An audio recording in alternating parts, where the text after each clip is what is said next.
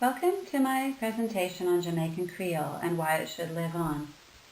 I've always been interested in this subject because my mother was born in Trinidad, lived in Jamaica, and moved to England for boarding school when she was 12 years old for school. When she was in her late teens, she moved to Toronto, Canada. So this is our plan for today.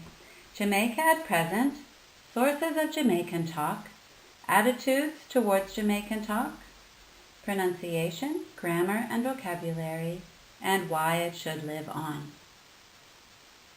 I recommend that at the end of this presentation, you would refer to a poem called Love Letter by Louise Bennett. It's a very entertaining, lovely poem, and after learning about Jamaican Creole, you'll be able to enjoy it much more. I've also included the clips from Bob Marley's Buffalo Soldier, which is more of a historical kind of record, and Three Little Birds, which is just a nice song to listen to enjoy the Jamaican English.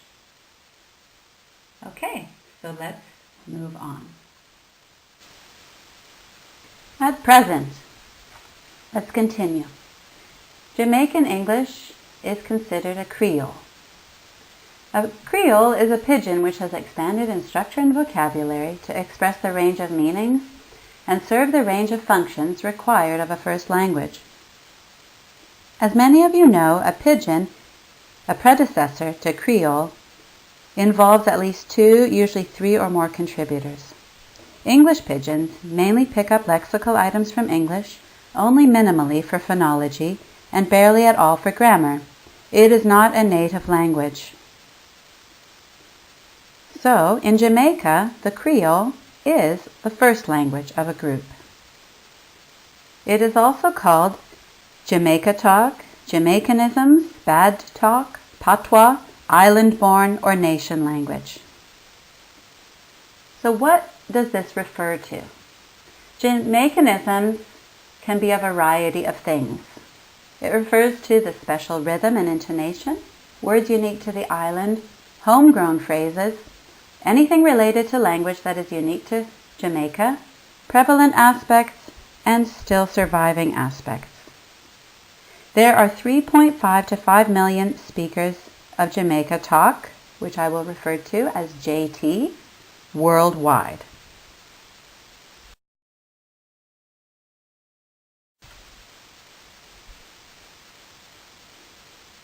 Now, let's have a look at the Creole continuum, also referred to as the Mesolect continuum.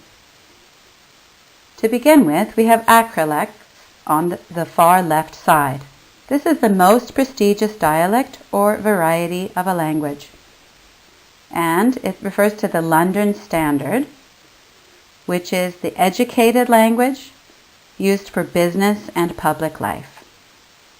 Basilects on the far right side are a less prestigious dialect or variety of a particular language. This is inherited talk of peasants and laborers from slave days with African influences, and generally more private and informal. This continuum shows us a spectrum of variation linking the two ends. Mesolects refers to the area between the acrolect and the basilect, or the varieties intermediate between the two. This is in contrast to a diglossic situation, for example in Haiti, which is highly stratified with two extremes. But the people in Jamaica, interestingly enough, do not see this Creole as a continuum, but more diglossic than it really is. A housewife, which we see also on the chart, may adjust her speech downwards to the market woman, who is at the far end, and the market woman will also adjust her speech to the housewife. But they are clearly on different places in the continuum. Other factors that are important in this continuum are age group, gender, city versus country, and areas of the country. Many are bilingual, and they can move up and down the continuum freely.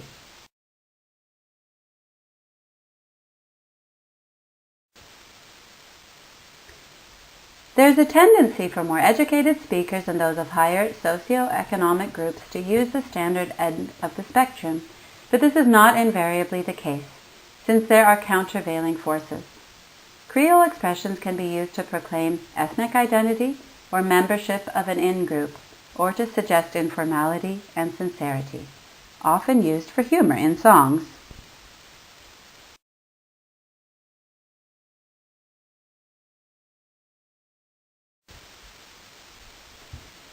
Now we move on to sources. I refer to Jamaican English as a pepper pot polygenesis. So, pepper pot is from Cassidy in his book. The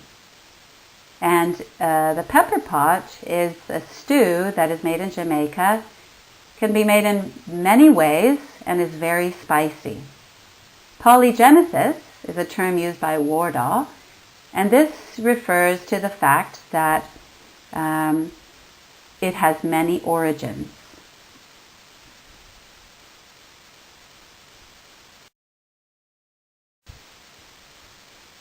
Let's have a look at this map before we consider the timeline.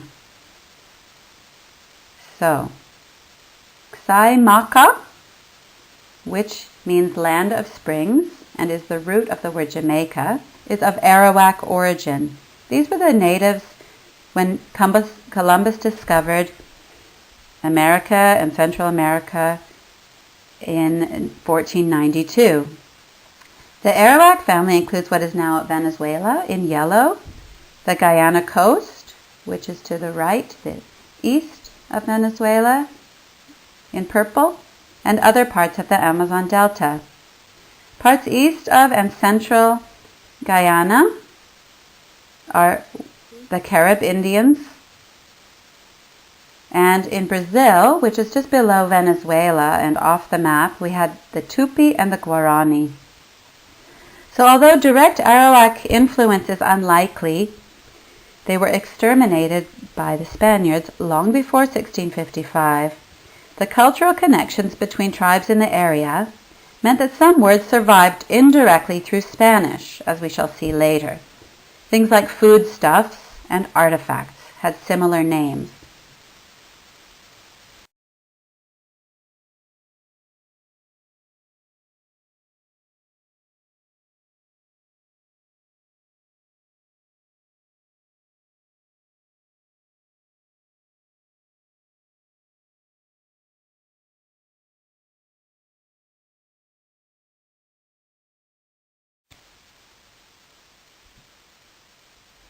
Now we will talk about the timeline of Jamaican talk sources. We already talked about the Arawak family in Venezuela and the area, and the Carib Indians, the Tupi and the Guarani, the tribes that existed when Columbus came in 1492. Let's move on to the Spanish and the Portuguese. In 1509, they settled in Jamaica, and many of the words that they picked up were then spread to other Europeans. The word cashew from Tupi went to Portuguese, then to French, and then to English.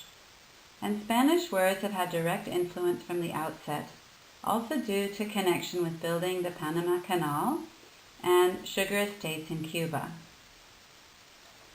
The French and Dutch influence has always been small. Some French from the 17th century onwards and from Haiti were there, but in general it was quite scattered and minimal. The two main components of Jamaican talk are English of various kinds and the African languages. The English conquered Jamaica and other areas of the Caribbean in 1655. The English were from various social stratifications in different areas of the British Isles. Many of the white settlers were people of little education, servants, artisans, soldiers, sailors, and privateers. Slaves were influenced by their model. The African languages were mainly those from West Africa, Gold Coast, and southern Nigeria. Of course, we know that they were brought in through slavery, but this slavery also already started in 1515 with the Spanish. But everything seemed to be against the survival of these languages. Plantation owners deliberately separated slaves that spoke the same languages. Slaves of different tribes, often traditional enemies, were indiscriminately mixed together on plantations. If they could converse freely, they hate one another so mortally that some of them would rather die by the hands of the English than join with other Africans in an attempt to shake off their yoke. Still, since there was no active attempt to Christianize or civilize the slaves, they kept up African customs, music, dancing, games, and rituals, even though the actual languages were no longer actively used in speaking. By 1734, only the ratio of black to whites was 9-1, the same as today. Blacks were setting standards for other blacks. The emancipation of slaves in 1838 meant that learning English became something of prestige.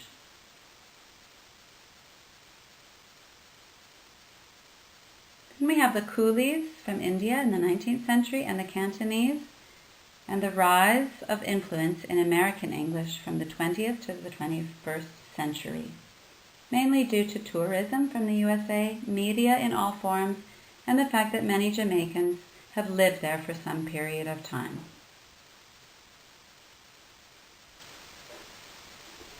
Attitudes. So, Creoles are actually normal languages, but they're often regarded as marginal languages due in part to the circumstances of their origin. So it's no wonder that initially and historically the attitude towards Jamaican English has not always been positive, because these were slaves brought over. So we have racism. This has been the root, and this has continued through up even into the 21st century. So we have whites towards blacks, native blacks to the African blacks, whites towards whites that spend too much time with blacks. We also have the classist situation, educated versus uneducated, rich versus poor, city versus country, lowlands, where we have the estates and plantations, versus the mountainous areas. Many of the ladies who have not been educated in England speak a sort of broken English, with an indolent drawling out of their words that is very tiresome, if not disgusting. Now we come to a timeline. As I said, from the outset, there's been a negative attitude towards slaves. In 18th century, ideals of purity and elegance were at their height. In the 19th century, we have the height of linguistic snobism. But in 1838, with the emancipation of the slaves, there was a change.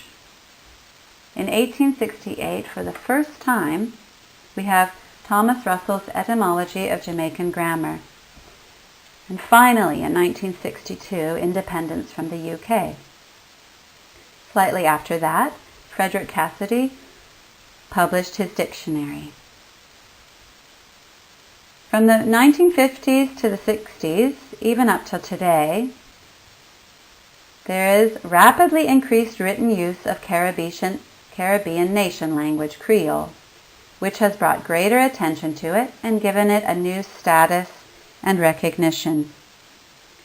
So we need to ask ourselves, in the late 20th to 21st century, is there a more accepting attitude towards the Jamaican Creole? Tourism, globalization, and emigration, I would argue, have influenced the attitude. Maybe making more accepting, but also it has changed over time as well. Is it a decreolization that's occurring now?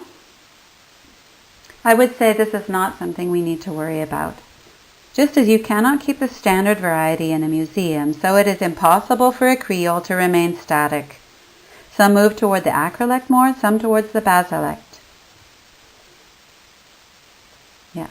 And emigration is creating something new in countries like Canada, the US, and England.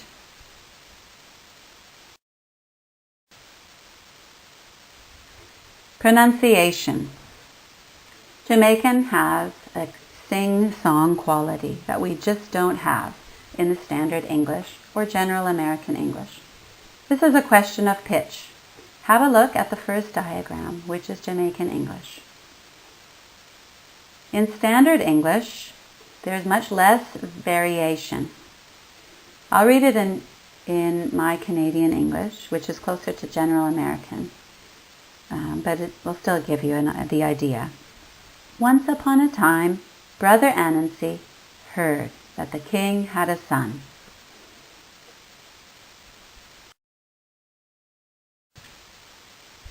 More on pronunciation. The number of phonemes is reduced. This is typical for Pidgins and Creole. So vowels in block and block are about the same. Form and farm are about the same. Matter becomes mata. The voiced and unvoiced th are replaced by t and d.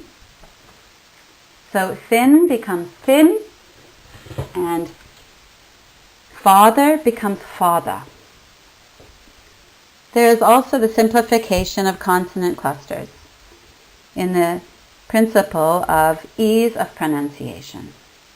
Final consonants are dropped in act, bend, and left. So they become ak, ben, left. Initial consonant is dropped with h.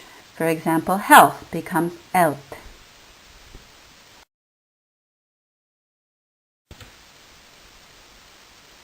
We see the strongest African influence with grammar.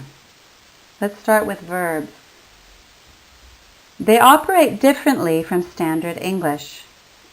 Unlike what we see in Pidgins, one cannot say that there is only one verb form, but it certainly is simplified.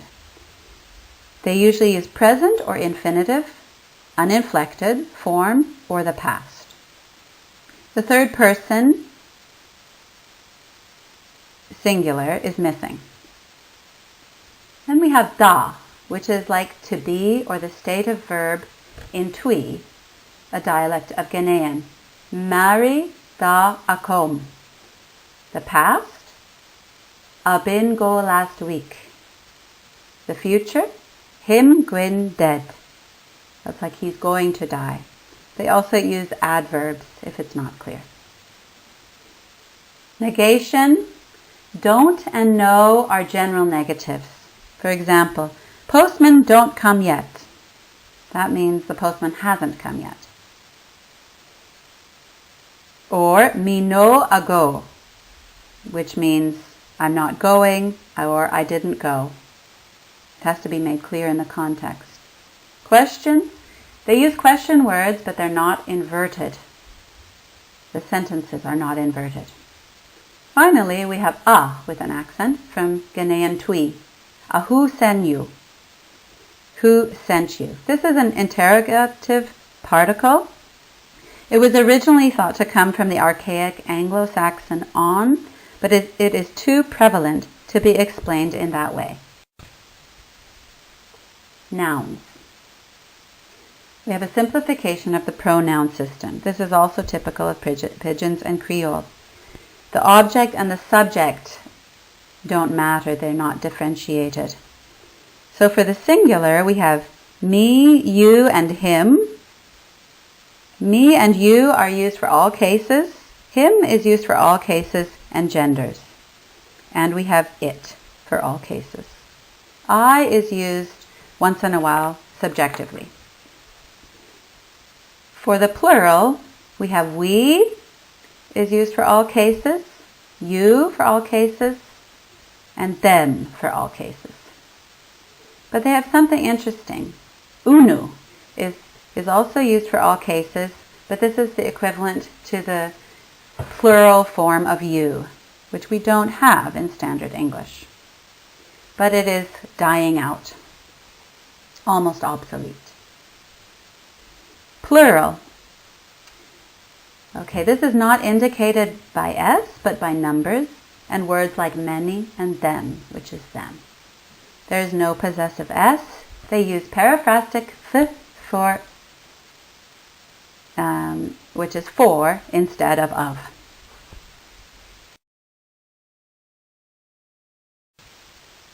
Vocabulary. There are many preservations.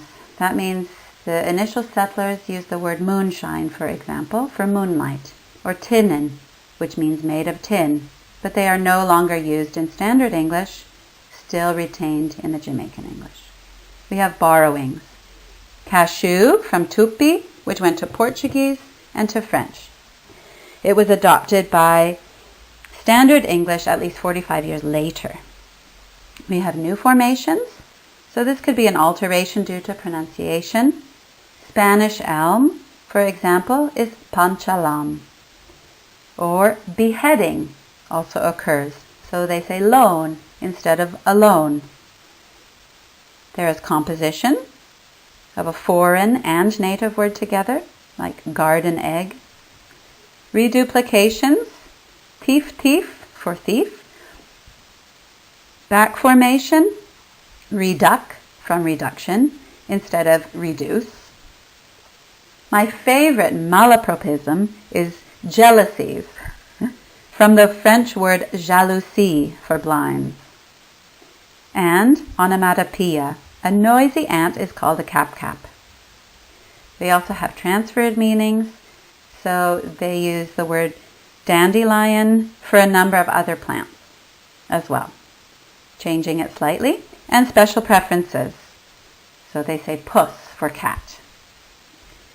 Of course, there are areas of particularly dense vocabulary development in the nautical sphere, domestic sphere, sugar and plantation life, agriculture, wildlife and fauna, particular to the island, and religion.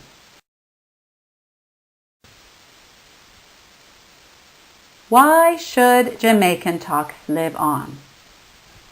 In Bad Talk Made Good, Language Variety in 4 Caribbean British children's poets, Lockwood considers poetry from Miss Lou, James Barry, and Valerie Bloom. The purpose of his article is as follows. I have tried to identify what it is I respond to and value in the language used by these poets in their work for young readers.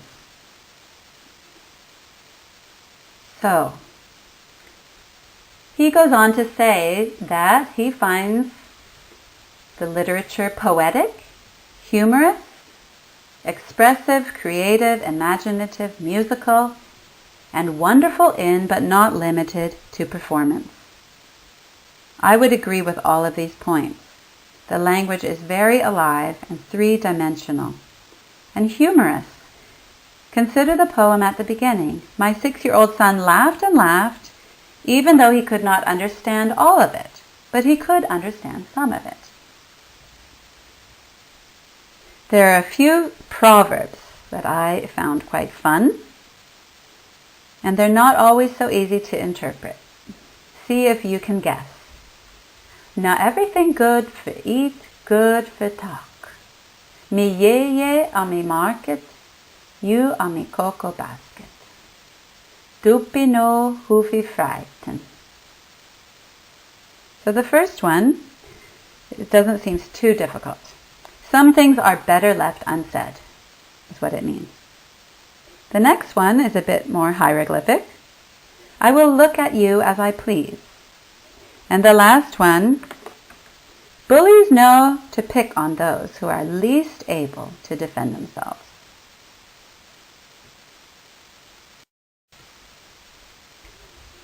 Now I will attempt to read this poem to you. It's also by Bennett. Yes, I'll try. I'm not Jamaican. What a joyful news, Miss Mattie.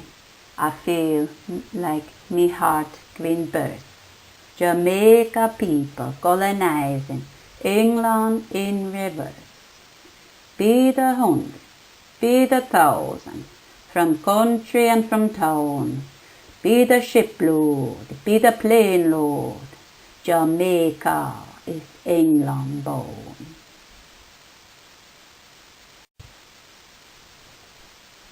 Excuse my Jamaican.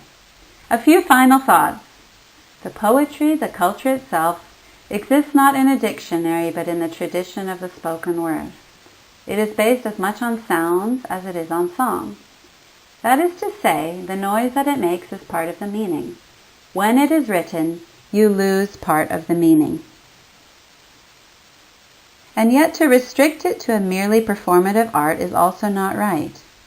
Mimi Scheller has used the term oral literacy to describe works such as Bennett's, which attempts to bridge the divide between Creole and Standard English, oral and written traditions. Barry, another writer, says people can read it in their own way and it should make sense if they feel out the rhythms. And that's what I try to do with colonization in reverse. To me, poems in performance are particularly effective. You get the real Jamaica, but harder to understand than the script alone. The best is to hear the performance script in hand. But observations in this article show in different anthologies by Jamaican writers with dual status, increasingly smaller percentage of Creole poems is found. Why is that? And when presented, they are less raw. They are watered down. Is this to make them more accessible? Consider the fact that Swiss German literature is also not prevalent because it is only accessible to a few. Is this good or not? Compare the two poems from Miss Lou. The first one in performance was real Jamaican, not as accessible, but still very enjoyable. The poem I read, much easier to understand, was not as true to Jamaican, but still fun, and there was a lilt to it, the rhythm. Bob Marley is quite accessible also. Mainly we notice the pronunciation is different from Standard English, the lilt, but we can understand almost everything. Furthermore, he has created this song to instill national pride also. The final song, which you will hear in a moment, celebrates the joie de vivre that we have in their literature. In conclusion, there are many different ways to present Jamaica talk in literature, performance, and song.